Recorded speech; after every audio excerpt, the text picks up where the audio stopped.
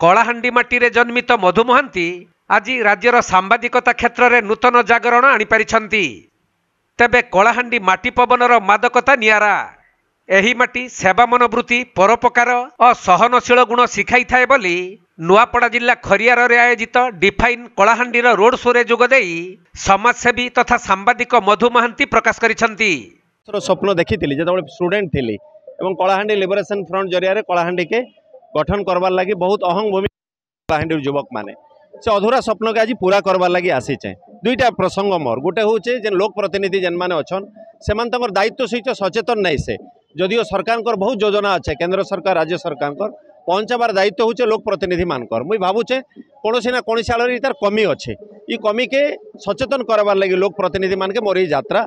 द्वितीय जिनिस हूँ स्वास्थ्य एवं पिला पाठ पढ़ा के नहीं करी मुई सहयोग करुचे सबू जगार बहुत पिला के पाठ पढ़ाऊचे बहुत रोगी माने गुरुत्वर रोगी जेन माने सेमानकर चिकित्सा भुवनेश्वर के नहीं करुचे निजर सामर्थ्य करुचे आउ जदि माँ माणिकेश्वरी जदि आशीर्वाद देवे लोक जदि चाहे तेरे व्यापक भाव में जनसेवा करवार लगी मत जो सुजोग देवे आगे करबी मुई।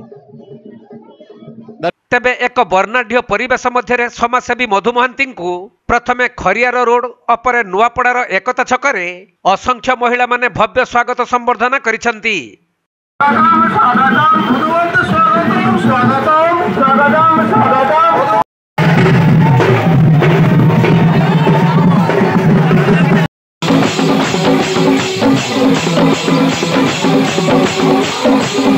एथि सहित कोमना थाना छकरे तांकु स्वागत परे खरियार मिशन छक अपरे ब्लॉक ठारू आंबेडकर छक पर्यंत हजार हजार संख्यार माँ भौणी और अंचलर सचेतन नागरिक माने मधु महांती को पाछटी नहीं। एही समय रे कलाहांडीर वीरवाद्य घुमुरा और आदिवासी नृत्य ध्वनि रे गगन पवन प्रकंपित होइथिला।